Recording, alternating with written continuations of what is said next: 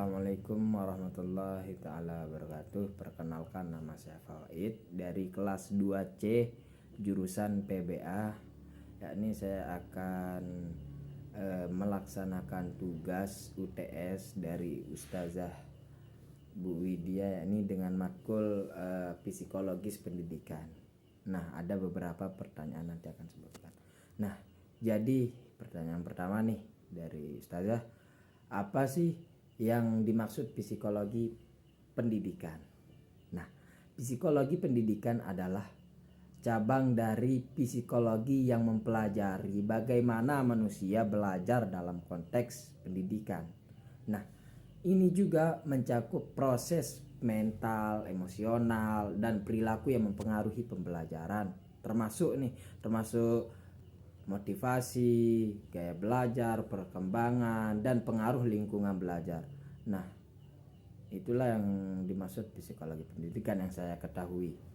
Nah, yang kedua, urgensi mempelajari psikologi pendidikan bagi seorang pendidik atau calon pendidik. Mempelajari psikologi pendidikan sangat penting. Kenapa saya bilang sangat penting? Karena pertama, memahami peserta didik. Yang kedua, membantu proses pembelajaran. Yang ketiga, mengelola kelas dengan baik.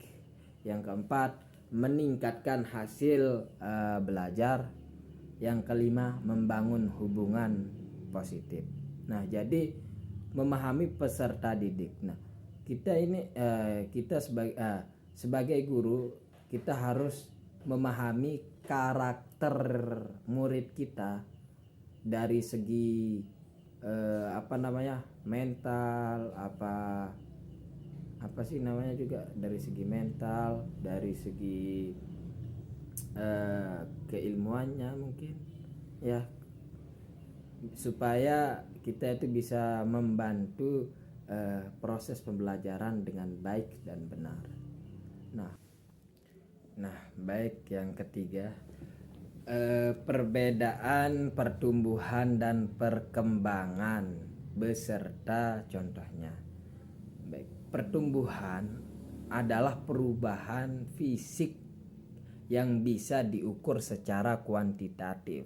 Seperti contoh, anak yang usianya 6 tahun bertambah tinggi dari 110 cm menjadi 120 cm dalam jangka waktu 1 tahun nih misalnya. Nah, itu yang disebut pertumbuhan. Nah, yang kedua, perkembangan.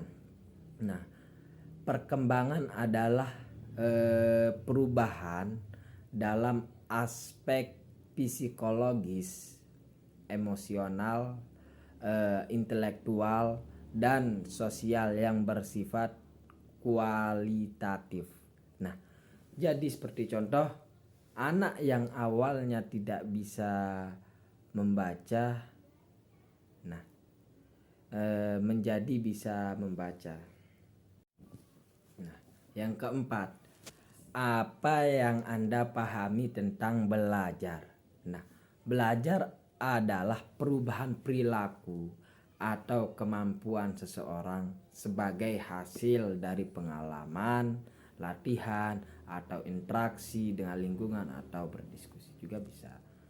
Nah, karena teruslah mengulang-ulang pelajaran apa yang kita pelajari itu supaya nempel di otak kita ya. Nah, jadi mungkin sekian dari saya.